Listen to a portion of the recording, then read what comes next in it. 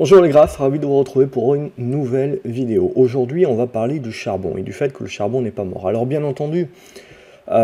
les énergies renouvelables, l'écologie, etc., c'est une très bonne chose et on va vers cette transition énergétique. Mais une partie de cette transition énergétique, c'est de bien comprendre que même si on parlera à un moment donné ou à un autre, évidemment, de la baisse de la démographie, de la chute, de la baisse de la population mondiale,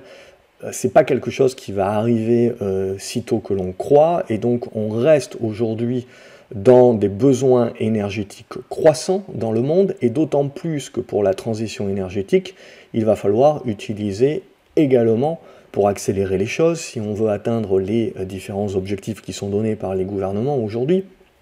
il va falloir accélérer les choses et donc dépenser plus. Et pour produire plus, à aujourd'hui, ça passe à cette transition énergétique par l'utilisation de plus d'hydrocarbures, donc pétrole, gaz naturel et également charbon. Donc pour produire quelque part des énergies propres de demain, il faut utiliser encore des énergies, entre guillemets, sales, d'aujourd'hui. Et donc bien comprendre que dans le mix énergétique, même si en effet la part des hydrocarbures diminue dans le mix énergétique d'un certain nombre de pays, comme la croissance mondiale de la population, comme la croissance mondiale des classes moyennes des pays émergents va continuer de croître, pour atteindre certainement des pics aux alentours de 2040-2050, on va se retrouver avec certes des proportions d'hydrocarbures et d'énergie à base d'hydrocarbures réduites en termes de pourcentage, mais qui seront également en croissance en termes de volume, puisque on aura un besoin croissant énergétique. Donc ça, c'est quelque chose, c'est une réalité. Ici, mon but, quand je vous fais ce genre de vidéo, c'est la même chose quand je vous avais fait une vidéo sur le nucléaire, la même chose quand je vous avais fait une vidéo sur le pétrole, de vous dire, voilà, il ne faut pas tuer le vieux monde, il ne faut pas tuer le nucléaire, puisque ça a sa place dans le mix énergétique, et peut-être plus que l'on le croit, et peut-être que, honnêtement, après, c'est toujours des débats, mais pour moi, ça reste une solution viable, et on a vu que l'uranium devient quand même une matière première très stratégique, notamment pour les US, puisque au-delà de ce besoin énergétique, il faut bien comprendre que c'est également l'indépendance des pays et des puissances qui se jouent également sur cette capacité d'obtenir un mix énergétique d'une manière indépendante. On ne va pas rentrer dans le détail, mais les matières premières, ça va être un sacré enjeu dans les décennies à venir, puisque pour faire du renouvelable, on a quand même besoin d'énormément d'énergie non renouvelable. Et même si certaines d'entre elles, on veut tuer comme le charbon et comme le pétrole ou le gaz naturel dans un second temps, il faudra quand même se poser la question à un moment donné, mais on se la pose déjà ici si vous suivez les vidéos, du cuivre et du nickel, et puis du lithium, etc., c'est-à-dire d'autres matières premières. Tout cela, évidemment, c'est poussé aussi par l'investissement en ESG, en ISR, donc où on essaye de pousser dehors, évidemment, les sociétés donc, de charbon, etc. Donc ça a créé une vraie pression baissière sur un certain nombre de valeurs qui n'en avaient pas nécessairement besoin, puisque déjà tout le secteur était en crise depuis 2014. Et donc le fait que tout le secteur minier également soit en crise depuis les années 2010-2014, on était dans du sous-investissement massif qui n'a été que accéléré avec la crise du Covid et qui n'est que accéléré également par le fait que maintenant c'est Vaderetros Satanas sur les hydrocarbures. Donc on se retrouve avec de moins en moins d'investissements, des prix qui ont chuté, donc il a fallu fermer des usines, des mines, etc. Et tout cela, évidemment, ça ne se redémarre pas du jour au lendemain. Ce qui fait que quand vous avez un renouveau de la demande, comme ce que l'on connaît actuellement, vous n'avez pas une offre qui est capable de se remettre à niveau suffisamment rapidement, et donc la variable d'ajustement, c'est nécessairement le prix. Et donc ça vous crée un goulot d'étranglement, et donc vous avez une spéculation sur la hausse du prix, que l'on peut la qualifier comme temporaire, mais si on se projette à plus long terme, si on se projette sur les besoins énergétiques, si on se projette justement sur le fait que pour faire du renouvelable, il faut également faire Il faudra également faire plus d'énergie hydrocarbures. Si on se projette sur le fait que, avant de chuter, la population mondiale va consommer plus d'énergie, que cette classe moyenne qui arrive, que ce soit en Chine, que ce soit dans les pays émergents comme le Brésil notamment, etc., va être également fortement consommatrice, et on va se retrouver dans des moments où on se retrouve avec des populations qui ont envie de consommer, qui ont un besoin énergétique, et évidemment, on a cette pensée écologique. L'idée n'est pas de faire de la démagogie dans cette vidéo, etc. C'est d'être un petit peu pragmatique également sur les besoins. Et donc de bien réaliser qu'au-delà des longs discours, on va se retrouver, et vous le voyez à l'écran, avec certes des parts, vous le voyez ici en bleu, la proportion par exemple ici, si je mets un focus sur le charbon, qui est réduite depuis les années déjà 2009-2010, on le voit, le charbon est réduit dans le mix énergétique, mais comme la consommation d'énergie continue d'être croissante, en fait, on a besoin de plus de charbon, même si ça représente de moins en moins dans le mix total énergétique. Donc c'est bien ça la réalité aujourd'hui. C'est qu'on fait du Vardera-Retros Satanas sur du pétrole, sur du charbon, on fait en sorte que les investisseurs réorientent leurs investissements ailleurs, ce qui fait qu'on ne fait que ajouter à finalement la crise qu'il y avait eu et au déficit d'offres qu'il continue à avoir, au déficit structurel, on ne fait que accumuler tout cela. Ce que l'on finira par payer de toute façon au-delà de ce pic qui peut être temporaire, on peut penser que la vision à 2025 et au-delà sera justement qu'on aura un déficit, que ce soit sur le pétrole, un déficit sur le charbon, et qu'on en aura toujours besoin, puisque d'ici 2025-2030, on ne serait pas arrivé, on sera encore dans de la transition énergétique, et on ne sera pas arrivé complètement à uniquement du renouvelable. Hein. Et donc c'est pour ça que je vous avais fait ces 3 dernières années,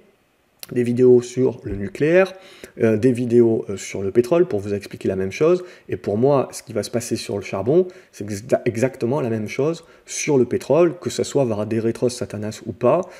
c'est exactement la même logique que l'on va avoir sur tous ces éléments-là, et la même logique, donc, pour celles et ceux qui suivaient la chaîne dès 2019, qu'on pouvait avoir sur les matières premières. Matières premières également, et donc minières, ou apparemment, quand on regarde la sélection des titres qui sont faits, on va retrouver beaucoup de minières, et donc l'ESG n'a pas à intégrer la pollution dans ses critères, mais n'a pas encore intégré, par exemple, le travail forcé d'enfants, etc. Donc là aussi, il faudra s'attendre à une certaine hypocrisie, c'est-à-dire qu'on va trouver le moyen de réintégrer ces valeurs énergétiques, puisque ces valeurs énergétiques hydrocarbures, qui vont continuer de toute façon de profiter des besoins en hydrocarbures, profiter donc du fait que les prix vont rester durablement hauts. La vision à long terme, c'est que les prix resteront forts et vont remonter pour le charbon, etc., puisqu'on a une demande qui va rester croissante, malgré tout ce que l'on peut lire, tout ce que l'on peut dire, cette demande va rester croissante, et comme on continue d'arrêter les investissements, ou de les réduire, eh ben, on va se retrouver structurellement en face d'un déficit d'offres à un moment donné ou un autre. Alors on en ressent les effets aujourd'hui parce que c'est un goulot d'étranglement par rapport à la réouverture économique, puis ça s'estompera certainement, mais il faudra s'attendre derrière à une reprise beaucoup plus linéaire de la problématique. Et donc là, bien évidemment, toutes ces sociétés du vieux monde en profiteront. Ils profiteront pour pouvoir justement avoir cette manne financière-là pour continuer d'investir et aller chercher des marges sur les ressources énergétiques plus, on va dire, plus renouvelables, parce que ce n'est pas entièrement renouvelable, puisque comme je vous ai dit, on a besoin de matières premières qui, elles, ne le sont pas. Mais globalement, qui leur permettront aussi d'attirer les investisseurs, puisqu'elles pourront intégrer les critères ESG, c'est-à-dire tout en continuant à faire de l'hydrocarbure, avoir cette photo un peu plus verte. Et le charbon également, si on enlève les pure players qui font que du charbon, il y a fort à parier qu'ils investissent les plus gros font du renouvelable également, et donc on fera en sorte aussi de pouvoir les intégrer à un moment donné sur le l'ESG, puisque bien évidemment, au bout d'un moment, la pression du gérant sera de pouvoir justifier que le monde qui pollue performe mieux que le monde qui ne pollue pas. Et ça sera problématique évidemment à justifier à la clientèle alors qu'on fait un truc. Alors bien évidemment l'idée du charbon, pas dire c'est bien, c'est pas bien, on n'est pas là pour, comme je vous dis, pour faire la démagogie. L'idée c'est pas de dire c'est viable à long terme, on sait très bien qu'on arrivera au terme du pétrole, au terme du charbon, etc. Mais l'idée c'est de dire c'est peut-être pas pour tout de suite. Et donc dans l'idée de se dire c'est peut-être pas pour tout de suite, l'autre idée c'est de se dire les valeurs, justement, qui font pas nécessairement que de l'hydrocarbure, pas nécessairement donc que du charbon ou que du pétrole, mais qui vont utiliser les profits qu'ils vont tirer de cours qui vont remonter et qui vont rester durablement hauts parce que structurellement on est en déficit d'offres pour les années à venir, elles vont pouvoir le réinjecter et le réinvestir ailleurs. Et donc on se retrouve avec des sociétés qui ont été plombées et qui en fait ont un potentiel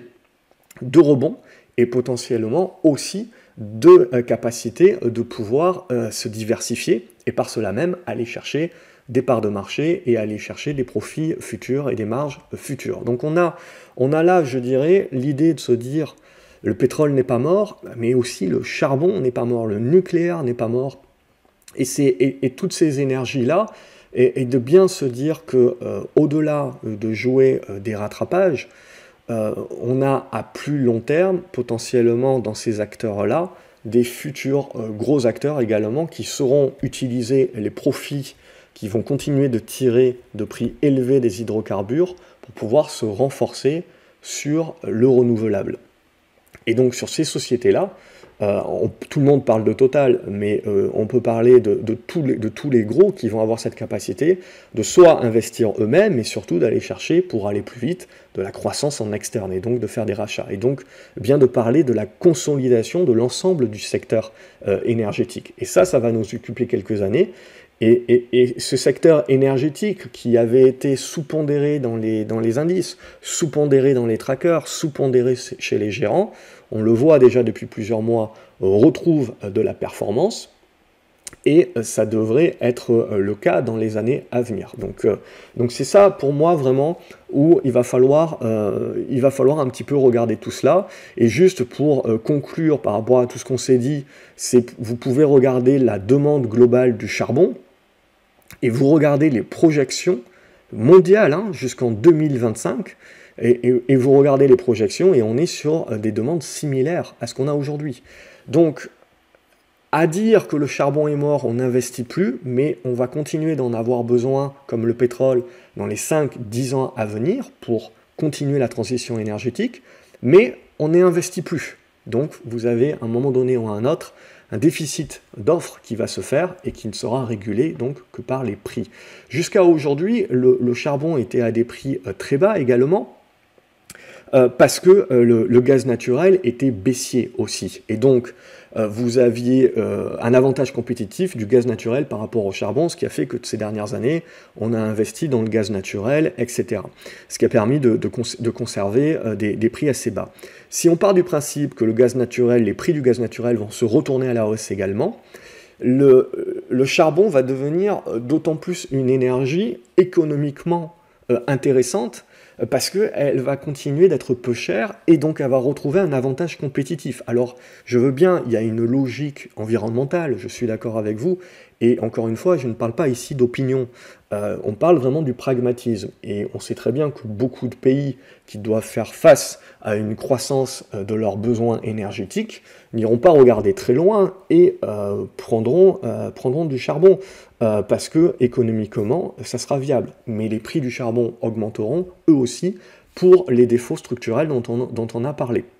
Donc pour moi, évidemment, j'avais proposé une liste de valeurs charbon. L'idée, voilà, c'est chacun fait ce qu'il veut. Je sais très bien, toujours, quand je publie ce genre de choses de manière publique,